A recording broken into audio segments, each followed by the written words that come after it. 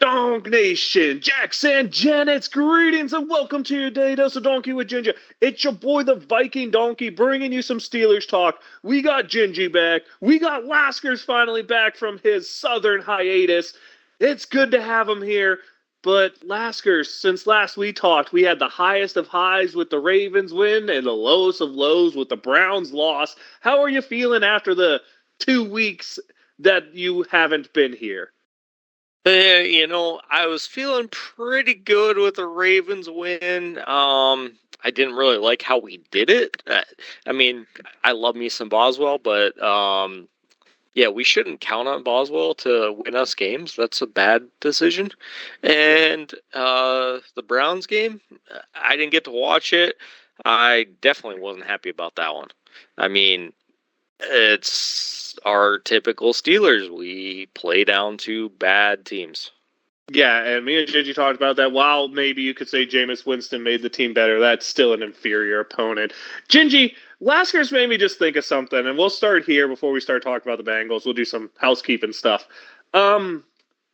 Is it bad that the Steelers have a reliable kicker? Like, does that let Mike Tomlin not try to be aggressive once we pass the 50-yard line? Is Chris Boswell being good a net negative for the Pittsburgh Steelers, Gingy?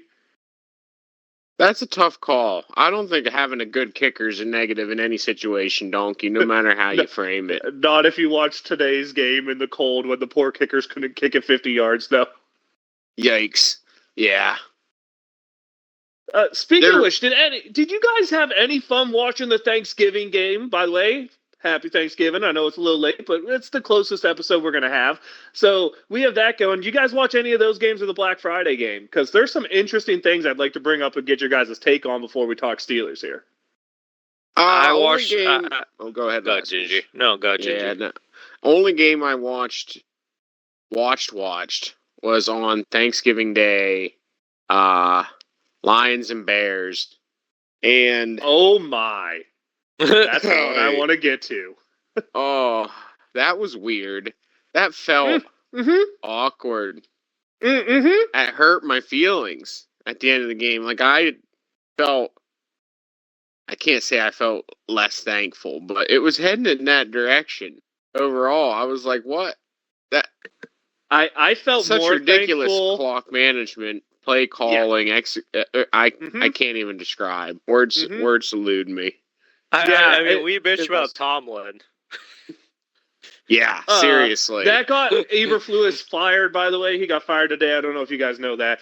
But yeah, I was thankful for that game because my wife likes the Lions, so watching them win made her happier. So that was good for my thought. I'll sum up the Green Bay Dolphin games for you. Actually, Laskers, you didn't say which games you watched. Go ahead. I watched the Lions, Bears, and the Cowgirls, whoever the hell they played. I did not watch the Packers game. Giants. Yeah, Giants, yeah. And you know what? I'm going to say the halftime shows were the best parts of both games. I mean, I did actually enjoy the Lions game. Just watching the Bears crumble was kind of funny. But Jelly Roll. That was a Cowgirls game. My son loved that because he loved Jelly Roll. That was like his favorite thing of the day. Also, my whole family loves Shabuzi's bar song, so Shabuzi cranking out was really. I will say though, those two halftime shows, can you put them at the Super Bowl because they've been better than the last Super Bowl halftime? Since Jay-Z became the auditor, only rap, hip hop, and R&B are allowed to be halftime shows. Okay. Yeah, that's why they've been trash. NBC, by the way, gets a total F. Every other broadcaster shows the halftime show. We have a chance to see Lindsey Sterling. I love me some Lindsey Sterling, man. You want to talk about my favorite Christmas album? Play That Violin Girl. We don't even really get to see Lindsey Sterling at all, man. Oh, beyond angry about that NBC. I'm a little PO'd at NBC right now. It's probably on YouTube. I'm sure, but man, every other one does it right, and NBC just is like straight up fail. NBC didn't think the violin was rocking mainstream on Thanksgiving Day, huh? They're wrong. Lindsey Sterling rocks. I don't want to talk about it. But I'll sum up the game you guys didn't watch. So, Dolphins, we all know, like water. it was below 32 degrees. You can't swim in ice. That's all you had to know about the Dolphins-Packers game, okay? Summed it up totally right there, real quick, easy. The Giants game, you're on your third quarterback. Maybe Danny Dimes wasn't the problem. Maybe it's the fact that you have zero talent outside of your defensive line and Malik Neighbors. And for the Cowboys, congratulations on giving your fan base false hope that you can do something by beating a team that hasn't. Gingy, the New York Giants had not led a football game since week 6. October. Week I 6 saw that. Yeah. was the last time they were leading a football game. Are you freaking kidding me? That is an embarrassment to professional football. I'm sorry. That's Yeah, out of control. I mean, that's why their quarterback is now in Minnesota? Question mark? Yep, Minnesota with the Vikings. Weird. Okay, now the other thing I want to ask here is, by the way, today's game was kind of fun. You guys missed a weird performance where it looked like the quarterback was clapping his hands, so the right guard taps the center to snap the ball for Vegas while they're in field goal range to win the game. And the center snaps the ball to a quarterback who is not paying attention because he was actually just doing hand motions to try and tell the wide receivers to get set. And Kansas City recovers the fumble with like 11 seconds left, game over. It was third down in field goal range with 15 seconds to go. They just spiked the ball. I honestly thought they were going to kick a field goal, but they went out to run another play, and I don't understand that because with 15 seconds to go, no timeouts, only bad things can happen in my opinion, and that's exactly what happened. And, well, the Raiders... Dude, that's just the Raiders recently, right? Yeah, that's weird. Raiders. Yeah. And they try hard to lose. The Bears game, man. Eberflus, your quarterback takes a sack, which, by the way, rookie quarterback, that's a dumb thing. You're in field goal range to force overtime. You can't take a sack there, especially like a 12-yard sack. But then we're going to compound the mistake by taking 23 seconds because that sack happened with 35 seconds to go or something like that. A ridiculous amount of time. They let 23 seconds run off the clock, and then he just throws a floater deep ball to waste the last 6 seconds. They don't get a chance to kick the field goal. They have a timeout in their pocket. A rookie quarterback doing rookie quarterback mistakes. But as a head coach, when your rookie quarterback takes a sack there, in my opinion, you have to call the timeout there because you have to make sure the rookie's on the right page, is knowing what to do. The coach failed, the rookie quarterback failed, and then the coach gets fired, and I think the nail in the coffin, if they weren't thinking it before, is when Matt Eberflus, after the game, sits on the frickin' podium and says, I like what we did there in that last sequence. I'm not sure we did anything wrong. Are you frickin' kidding me, Laskers? 32 to 35 seconds left, and you don't even get, with a timeout, and you don't even get 2 plays run to give yourself a chance to kick the game-time field goal? How can you be okay with that as a coach? Well, that's why he's no longer a coach in the NFL. I mean, yeah, that was ridiculous. I was like, what the heck did I just watch? Yeah, I mean, like I said earlier, we bitch about Tomlin. That was bad. Rightfully so. First off, rightfully so. But that was bad. Yeah. Gingy. Have you? I mean, we've witnessed some shenanigans going on. Just the way the Browns game ended was bad clock management. Have you ever seen shenanigans like that outside of a coin toss in the 90s happen on Thanksgiving? Yeah, you brought one to mind. That is definite shenanigans. But no, that's pretty crazy. I don't even know what to say about that. That was... I'm glad I got to witness it and it not be my team that was affected. Sorry, Chicago fans. Any NFL stories you guys want to get into before we start breaking down what's going to happen this weekend with the Bengals? I don't think so. We already talked about Danny Jones going to the Vikings. Game so far. Wonder if there's any other big games this weekend. Not really. Cincy and Steelers it is then. Yeah. I mean, there's some other, like Baltimore Philly is an important one for us, I guess you would say. We got Buffalo playing that could be the Niners. A good game. But man, that'll be a good game too. Yeah, I don't know. Since the Niners started paying those skill position players and losing their depth on the lines, they just haven't been the same team. I think they have a losing. They're 5-6 right now, right? The Niners. They disappeared off the radar. Yeah, I think they're 5-6. They were all you heard about on national media for a while. Now they're persona non grata. The thing is, it's easy to love Brock Purdy when Brock Purdy doesn't have to win you games. And I said this before, he gives you the Andy Dalton vibes. Once you're forced to rely on him, things aren't as good. I'm not saying they're bad, but he needs that cast around him to make him shine. He's that type of guy. Nothing wrong with that. We've seen plenty of those type of quarterbacks succeed in the NFL. Just, they're going to have a couple rough years here or there. Hopefully, if you're a Niners fan, they can pull out of it. Hopefully, if you're a Niners hater, they don't pull out of it, right? But they're not who we're here to talk about. We're here to talk about the Steelers, and specifically the Steelers versus the Bengals this week. All time, we are 70-39. That's 35-19 at home and 35-20 on the road. The largest win was Bengals by 35. That's 42-7 back in 1988. The Steelers' biggest win was 28 points. Did it twice, 2008 and 2011. Longest streak, the Steelers won 11 straight from 2015 to 2020. I believe that can be called the Vontaze Burfict curse time. And since his longest streak was 1988 to 1990. Current streak, the Steelers won both matchups last year. That's the current streak. Almost a year since the last time we played a division rival, as we played them 12-23 last, and that's a Steelers win 34-11. Good things we got to see there. Was it a backup quarterback? Yeah, we were playing a backup quarterback for the Bengals by that point, right? Last year? Yeah, definitely. Okay, let's get into what the Bengals' ranks are. Points per game, they're 6th in the NFL, 27 a game. Yards per game, they're 11th. Passing yards, they're 2nd. Rushing yards, they're 27th. Time of possession, they're 19th, so somewhere we could look to win there.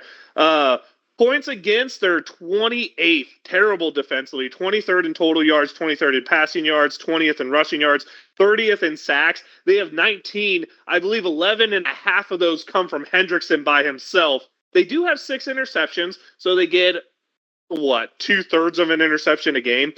But, Gingy, there's something we talked about last week, and I want to see if you remember, and maybe it was a little bit of a text exchange too, that I want to point out before we get into breaking down this game, of just breaking down the Steelers. Do you remember what we were talking about?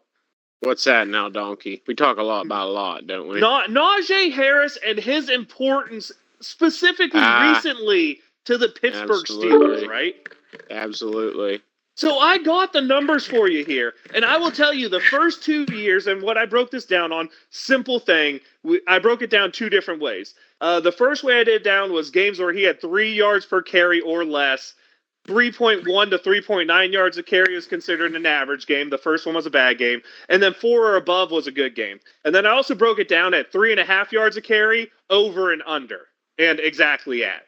But when we look at Najee Harris, when he had a bad game, so that's under 3, his first year, the Steelers were 4-2, and they lost the playoff game that he had that number. So 4-3 overall. So when they had a bad game, Gingy, Steelers still pretty good. When he had an average game, they were 3-2. When he had a good game his rookie year, they went 2-3-1. So actually, his rookie year, the worse he did, the better the Steelers did, ironically. His second year, they were 2-2 in his bad games, 4-3 in his average games, and 4-3 in his good games. So there.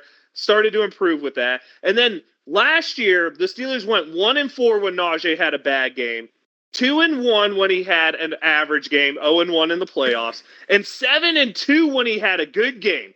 So we're starting to really see recently, maybe Najee is important. We get to this year, Steelers 1-3 when he has a bad game, 3-0 when he has an average game, 4-0 when he has a good game.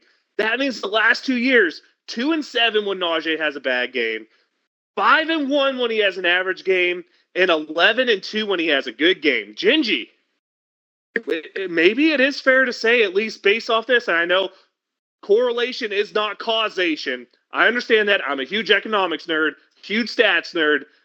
But man, the numbers seem to point to Najee being the key for the Pittsburgh Steelers getting into that win column. I think the Steelers having a running game in general. It doesn't have to be Najee, but when it is, it looks good. And when I'm going to Najee tell you is right on, now, he does run good. Okay. I'm going to tell you right now, because Jaylen Warren skews the numbers so bad on some of Najee's bad games, you don't want to look at Steelers running game average per run. It really is Najee. Like, there are games where the Steelers average 4 yards a run, but lose, and those are the games Najee has bad numbers. Specifically, last week against the Browns, right? If you take the total Steelers running game, the numbers look good. You take Najee, it looks bad. That's why I think Najee is the focal point here. I didn't keep those numbers, but I'm going to tell you, those numbers don't correlate to the wins losses. Najee's numbers do. And listen, the Steelers, Najee gets fed a lot. Whether he's on or he's off, he's getting 16, 18 touches on the ground. We're not even, and yeah, he's a big part of the offense. And you can really see, I love it when he's on. It looks really good. I wish it could be more consistent. Now, Laskers, I want to bring this point to you. I wanted you to hear a little bit first because me and Gingy have been talking about it for about a week. There's something I want to bring to you, though. When I broke it down to 3.5 was its own category and then over or under were the other, the Pittsburgh Steelers are 4-0 in games where Najee Harris averages 3.5 yards a carry. I have found the damn secret recipe, Laskers.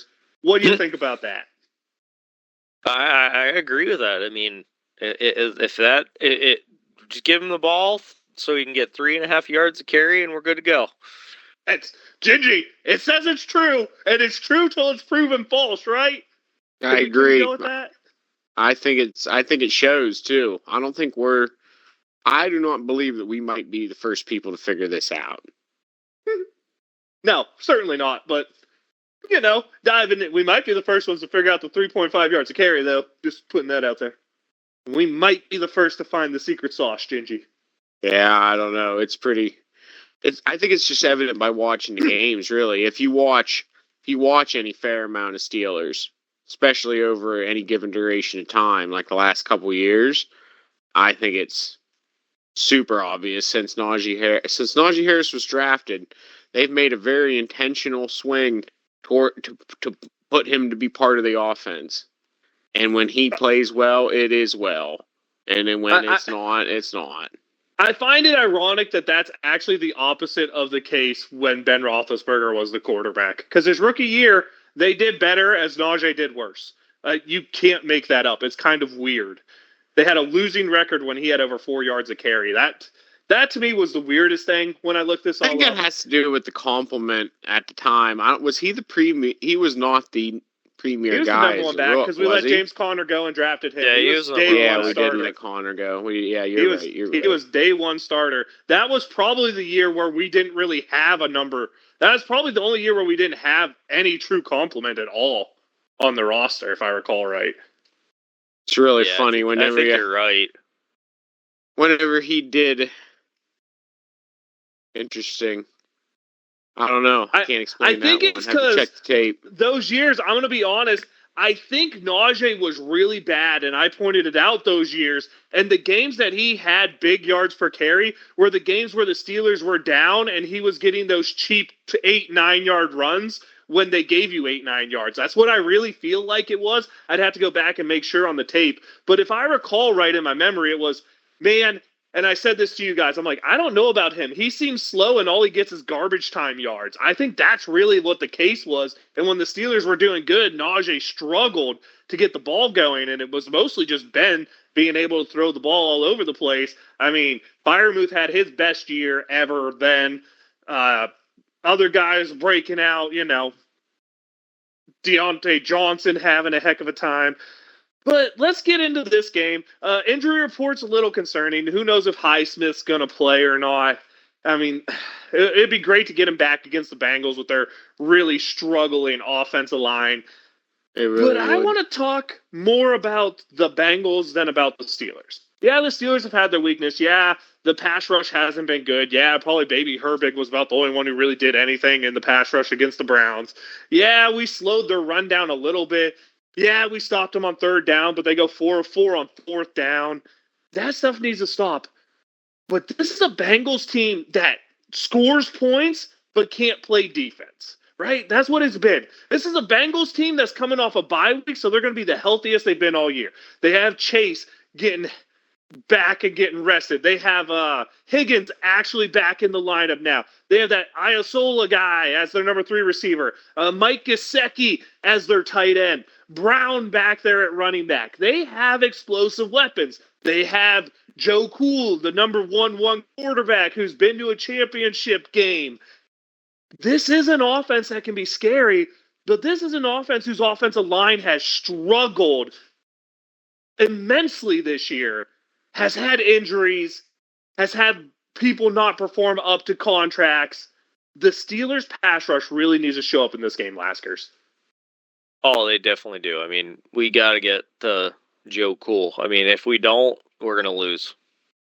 We'll have to put up 30 points. And Gingy, when it gets to offense, we're talking a Bengals team here who doesn't really turn the ball over, doesn't really sack the quarterback, though Trey Hendrickson is a problem, and we saw Myles Garrett just take over the first half of the game last. They have a linebacking core with Wilson, who's pretty good, but the rest of the pieces are pretty soft and don't fit. They're a team that's kind of built like the Steelers. If their pass rush doesn't get home, their secondary can't hold up type of deal.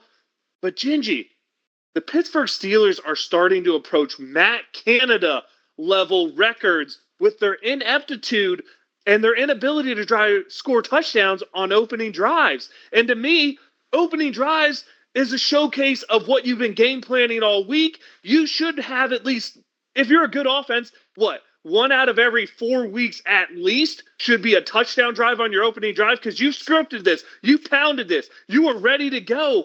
Why the hell are we on a third offensive coordinator where we do not have the ability to score in the first half, Gingy?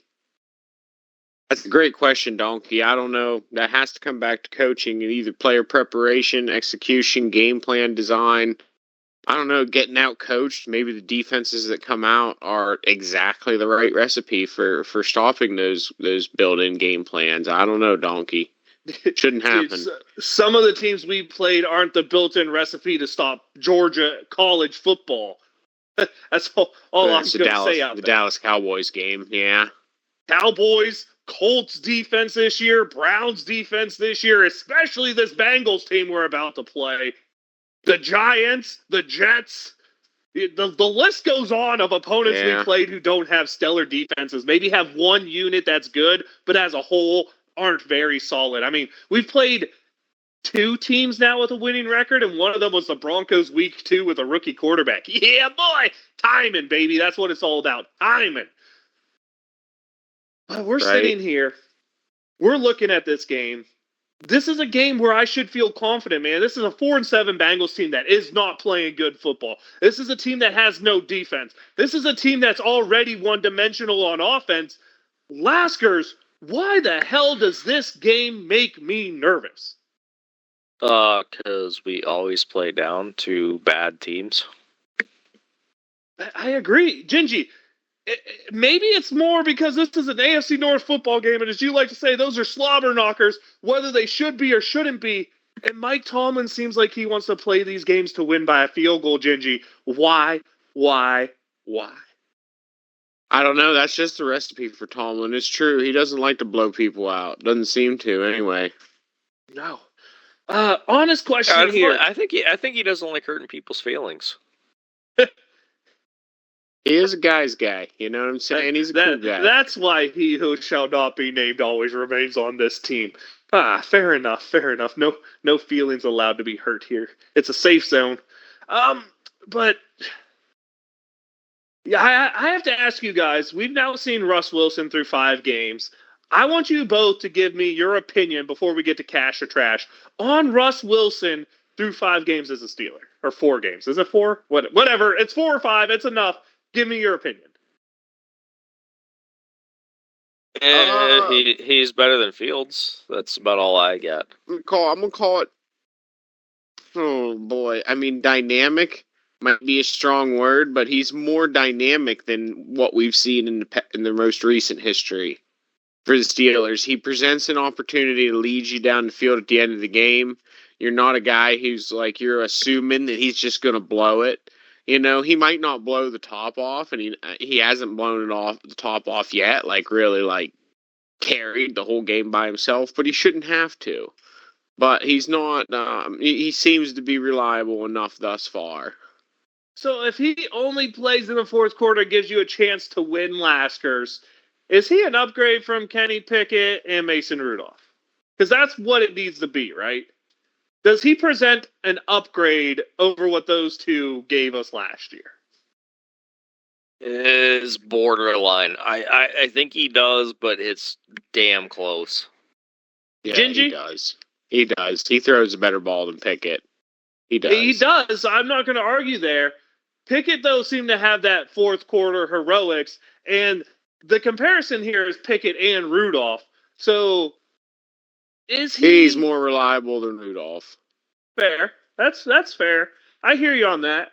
But I'm going to ask this question in a way that prefaces it well. The stats, and I've said this for 3-4 years because I watched his last 2 years in Seattle where that team wasn't really competitive. I saw enough of those Bronco games again, getting like all the dang West Coast games, right? I don't see him as an upgrade from the guy he was in Seattle or the guy he was in Denver. And after 4 games, I feel pretty confident saying that. And I'm not saying he has a good quartet of weapons here because he doesn't. And yes, I agree with Lasker's first take, by the way. He's clearly a better passer of the football than Justin Fields. Is he a guy who can take this team to the next step, Gingy? Take the team to the next step? Like, what's the next step? Win a playoff game? No, yes. I'm not going to say win a playoff game because we can get into the playoffs and end up having the Broncos come to Pittsburgh. I don't know if that's a fair thing. Winning a playoff game, Donkey. Don't be starting to classify that. I'm not even going to say win. Is he the guy that can keep us competitive when we play Buffalo or Kansas City? I'm not certain on that. I don't think so. I don't think so. Not yet. I don't think that there's enough pieces on the offense around him to make that statement. If I believe that we had more talent at the skill positions and at the offensive line, would he make a run against those teams? Yes, I do. Yes, I do. Right. But we don't have that. I hear you, but shouldn't we be showcasing more talent? I mean, we traded for Mike Williams, saying that he was on the level of the other receivers we were looking at, is what they said. Come on, Donkey, we did what?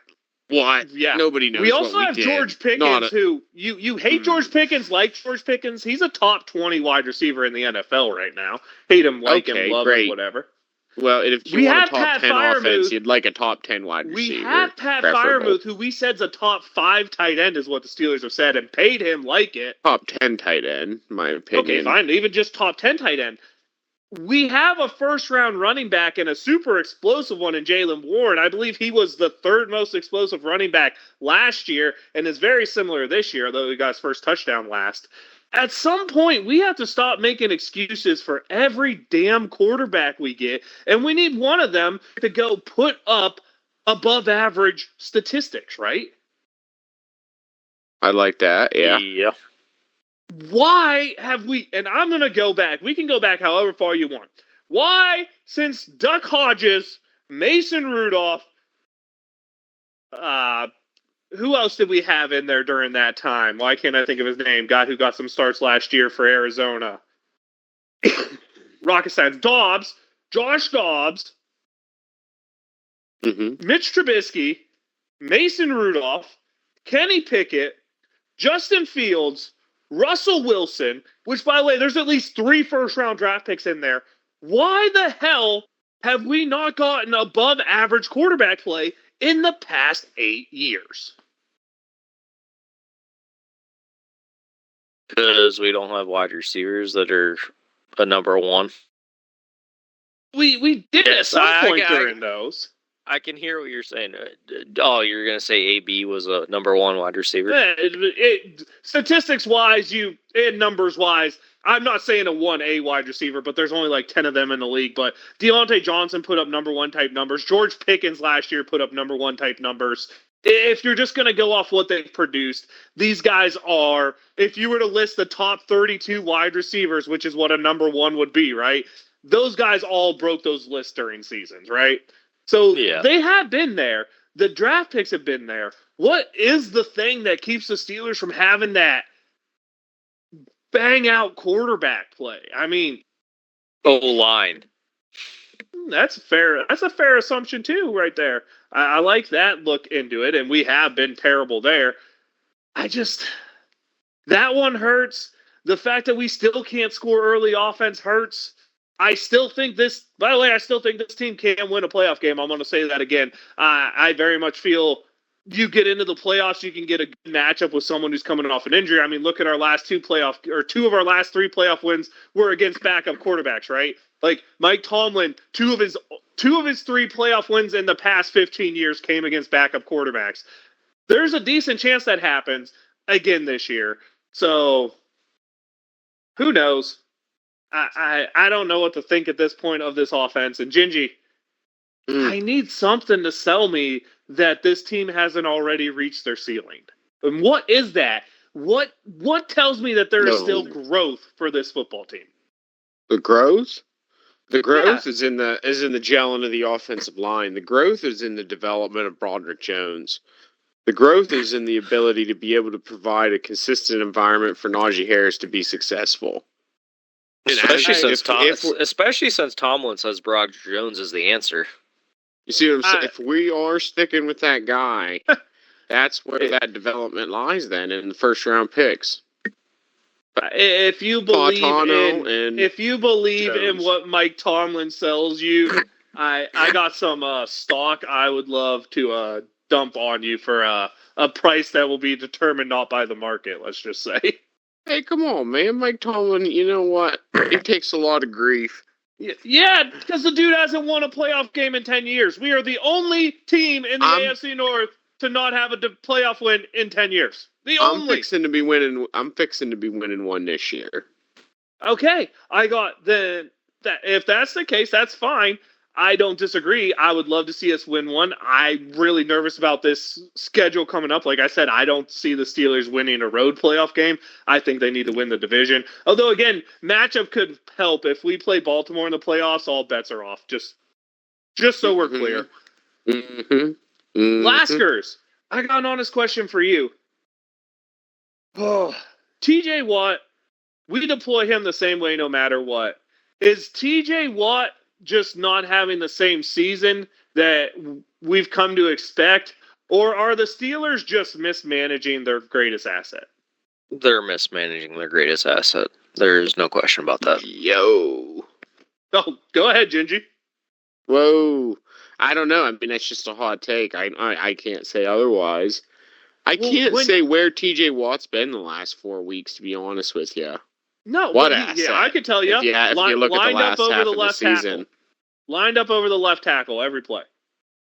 Well, I think that he could be a greater asset. Right tackle. Sorry, Donkey's dumb. Right tackle. I think he could be a greater asset than he has been in the last 4 weeks. Still, like we talked about this too, all pro versus all world, right? Yep, that was our big talk last time. Yeah. Yeah, we've just. So when we talk about our greatest asset, we need to find that identity again. I feel like the offense got better, and I feel like we could have found an identity, solid run game, solid defense. But now it feels like the defense needs help when it was the one that was carrying before. Yeah, that tends to happen when you pay someone the most money at their position and they don't perform. But I've talked enough about that, and all the Steelers fans seem to think that that's a non-issue. So we won't touch that one.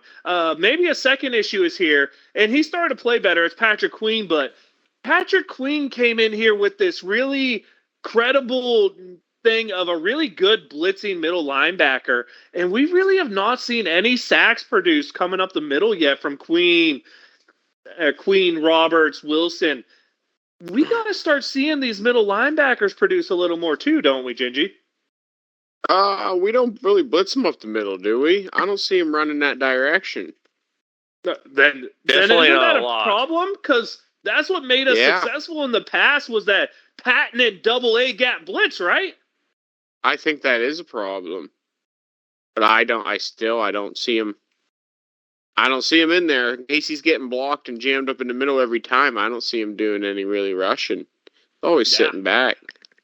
And that would be a failure on coaching if that's the case. I'd have to go look again because I don't know that one for sure. But let's get into this. Let's get into cash or trash. Let's start on offense. Let's start with Laskers. I got a question for you. I'm awake. Okay. Russ Wilson leads the Steelers to 30-plus points because, let's be honest, the Bengals suck. Cash or trash? I'm going to trash that. Ooh. Gingy. Your boy George Pickens threw a big baby tantrum at the end of last game, but he gets 100-plus yards and a touchdown this week. Cash or trash? He sure does. Cash it in. Come on. Laskers. Redemption. The Steelers are undefeated when Najee Harris goes over 3 yards a carry this year. He goes over 3 yards a carry, and the Steelers get the dub. Oh, wait, no, that'll ruin your pick. Najee Harris goes over 3 yards a carry. Cash or trash? No, you don't know what my pick is yet, but I'm going with he's going 3.5. Nice. That's the magic number. I like it. Magic sauce. Let's go to Gingy then. Gingy, tight ends account for 100 receiving yards. Cash or trash?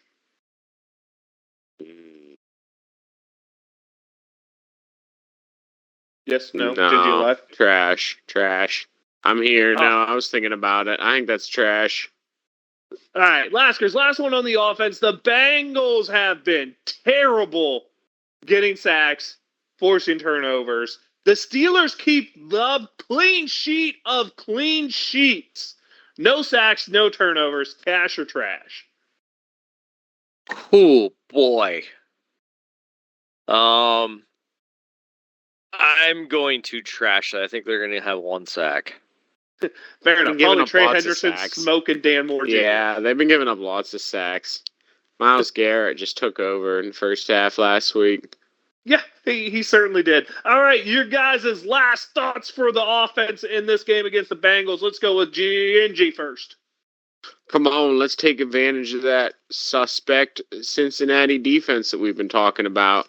We can't talk about it like that and then not have it taken advantage of, right? Because I'm not certain that we're going to handle Joe Burrow and Jamar Chase extremely well on the other side. So I need to see 30. I need to see 30, fellas. I want to see 30 points plus this week. Let's go. Maybe an opening drive touchdown. Laskers. Thoughts on the offense? Our O-line needs to hold back. I mean, they can't let... I picked that they're going to have a sack, but they got to not let them get to Russell. I mean, period. That's what we need. We can't let be them sacked. through the floodgates. Cannot let the floodgates open. I think I will give you guys my thought here, and you can cash or trash the offensive take. I personally think this is the type of game where the Steelers need to establish the run, just like they did against the Browns. But this time they do it successfully. I'm looking at 4.5 yards a carry. I'm looking at clock management of 35-plus minutes to keep that bad Bengals defense on the field. And I think those two things lead to the Steelers eclipsing the 30-point mark this week. Laskers, you want to cash, trash, split it? Well, I'm still going to trash because I don't think they're going to pass 30 points. So, and Gingy, cash it in, baby. Let's go. 30-plus points. They're going to do it. You said what? Conventional? Time of possession, running on the ground, blah, blah. You said maybe yes? even an opening drive touchdown, but I'm not willing to bank my take on that. So, okay, I'll split it with you then, if that's what you're thinking. Well, no, I think 30 points, 4.5 yards a carry is what the 2 points were. I think it's going to be in the air. Oh, I think it's going to be one of these little battles here in the air between Russell Wilson and Joe Burrow. All right, let's get to defense. Let's start with Gingy. It's going to be snowing. TJ. Oh, of course it is. Najee doesn't. Maybe he has a snow tires on this week. TJ Watt gets it going. He has 2 sacks this week? Cash or trash? 2 or more. Let's go 2 or more. 2 or more sacks this week. Cash it in. Let's see some action. Fair enough. Laskers, the Bengals haven't been bad running the football, but they also haven't been good running the football. And this week, the Steelers' run D shows up hard. They hold the Bengals under 3.5 yards a carry, and they hold them under 80 rushing yards. Cash or trash? I'm going to cash that one in. Wow, I'm surprised that Joe Burrow is averaging 14 rushing yards a game. Gingy. He's probably the Wide receivers. leading rushing guy. No, Chase Brown's 55 a game at 4.3 a carry. He's actually been pretty good this year. He's a pretty explosive guy. Jamar Chase has 1,000 yards. He has 12 touchdowns, which, by the way, if you're counting, he has as many catching touchdowns as the Steelers' whole damn roster. Just putting it out there.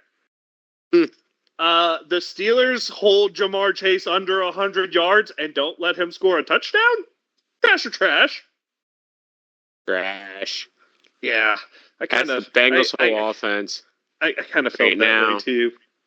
Laskers, Mike Gesicki has not had really that game that a lot of people have expected of him over his career. First with Miami, then to New England, and now here in where the heck are they? Cincinnati. But this is the game Mike Gesicki breaks out because the Steelers, they struggle against tight ends, right? Mike Gesicki, can the Steelers hold him under 75 yards and a touchdown? Cash or trash? Hold him under.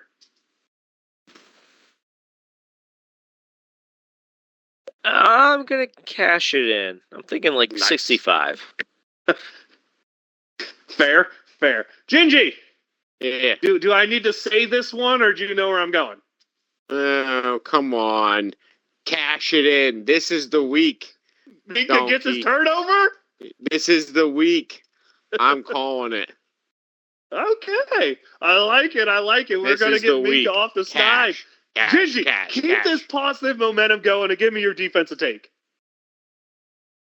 Rushing the passer, trying to hold Joe Burrow, Jamar Chase. I know it's going to be a snowy game. Weather will be a factor, but not as much as it was in Cleveland. Ooh, I think it's going to come down to who can.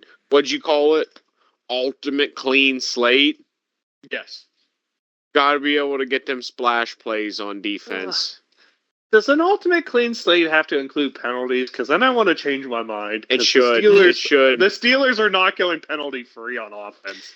Given the language that So just like a a double clean sheet. Let's call it a double clean sheet, and the ultimate will be they don't do anything bad. We'll call it a There you double go. clean. Okay, I buy that. Laskers, take defense. Hopefully we can figure out how to get to Burrow. I mean, that's going to be the biggest thing. If we can do that, we'll win. If you blitz him, it's pretty easy to get to him based off this year. My take for the defense is things are not all sunny and peachy in Pittsburgh. I think Chase Brown gets it going enough that the Steelers can't just sell out on the backside. They have to start bringing up safeties, and when you bring up safeties against Chase and frickin' T. Higgins, you get burned. I think the Steelers do get burned. I think the Steelers do force a turnover. I'm looking something like 4 Bengals scores, a minimum of 3 touchdowns, and 2 turnovers for the Steelers. You want to cash trash, split it, Laskers? I'm going to trash that just because I already know what my score prediction is going to be. Gingy. 4 Bengals scores, at least 3 touchdowns, and 2 turnovers for the Steelers. Cash or trash that take?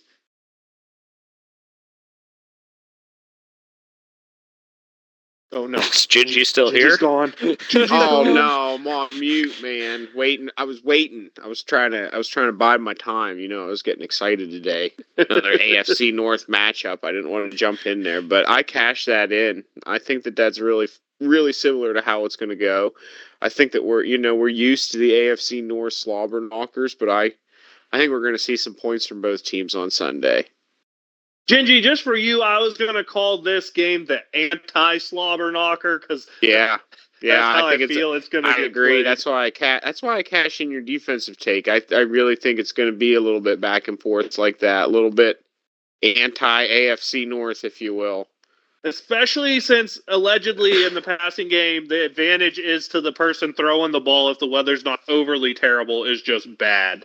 So, without further ado, I'll let you know that this week Madden thinks the Steelers will lose to the Bengals 21-31, but Madden's only 6-5 in picking Steelers games, so what the hell does Madden know, right? Let's get to our picks here. You want me to tell you what my Madden thinks is going to be? Go ahead. Because it just finished. 27-17 Bengals. Whoa. Madden really just is not a fan of the Steelers in this matchup, yo. They love Joe Cool. Let's start with the Browns going to the Broncos on Monday night, Laskers. Who'd you got? I got the Broncos. Give me the Broncos. I, too, like Denver. Gingy, who'd you like? Yep. Denver sweep. All right, let's go. We have another fun one, right? We have Philadelphia coming to Baltimore. Ooh, Gingy, who you like in that one? Philly to Baltimore. Ooh, give me Baltimore. Laskers. Give me Philly. I'm really sad that Gingy picked Baltimore because I thought I was going to make one up on him, but I have Baltimore as my pick this week. I don't trust Philly.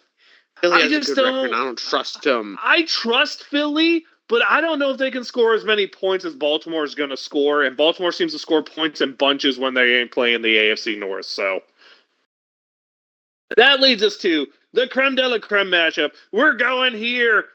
We're going down to Cincinnati, right? It is down. We're going to poop in their Skyline chili because that's what it tastes like anyway. We got the Steelers. We got the Bengals. Laskers, I'm going to let you lead this one off. Give me Steelers 28, Bengals 20. X Factor. Oh boy, I didn't even think about this one. Najee. Why not? Fair enough. We didn't talk about them. Yep. Gingy, I too like the Steelers here. I like them winning this one 31-28. And I like my X Factor to be Chris Boswell as the guy who makes the 50-yarder where the Bengals kicker misses. Gingy, your take on this game? Yeah. Give me the Steelers in a shootout, a tight one, 34-31. Your X Factor is going to be George Pickens. Okay. We're going to take the touchdown. We're going to take the 100 yards. We're going to take that to probably 120 yards. That's how X Factor-ish he's going to be. That's my take. I like it. Any closing thoughts here on this episode before we get to shout-outs? I got nothing. All right, let's do shout-outs, eh? Gingy, do you have a shout-out? I mean, it's not technically coming off a loss because we already had an episode. It's kind of a free week. It is a little bit of a freebie. That way I'm going to shout out family and good food. Happy Thanksgiving for all those celebrating in America. Hope you all enjoyed that. Got good football, the good food. Shout out. True that. Laskers. I like Gingy's shout out of family and Thanksgiving, but shout out to the Lions for like their first win on Thanksgiving Day in what was it, 8 years? That's a good one. Yeah, it was a long time. I did Bears not know beat them that. like 4 other times. It was at least it's at least 7, 6 or 7. I had at least 6 or 7, but I think it was 8. That is one heck of a nutty stat for sure. Holy moly, that is a long time. Shout out this week is, I don't even know where to go with it. I already gave too many going on it. So we're going to leave it empty this week. Mm-hmm. And we're going to wait to see. Hopefully we get a double one, because I gave a double shout out last week on 2 different episodes. So we'll let this run ride without it. And I'll let you know. I'm the Viking Donkey. That's Viking_Donkey. On Twitch and Twitter, your Daily Dose of Donkey. Ginger is a fun YouTube channel where you get all this great content. Be sure to catch the bug caps if you don't catch them already. And be sure you put your black and gold glasses on before you send it over to Laskers. I am the last year's everywhere. If you can't find me, well, that's your problem. Gingy. Mutant Gingy in the house, we hanging out, we talking football. Holy smokes, these AFC North matchups, they got me all wound up for the week. Oh man, I'm loving it. Okay, you know what to do. Wave them if you got them. Here we go, Steelers.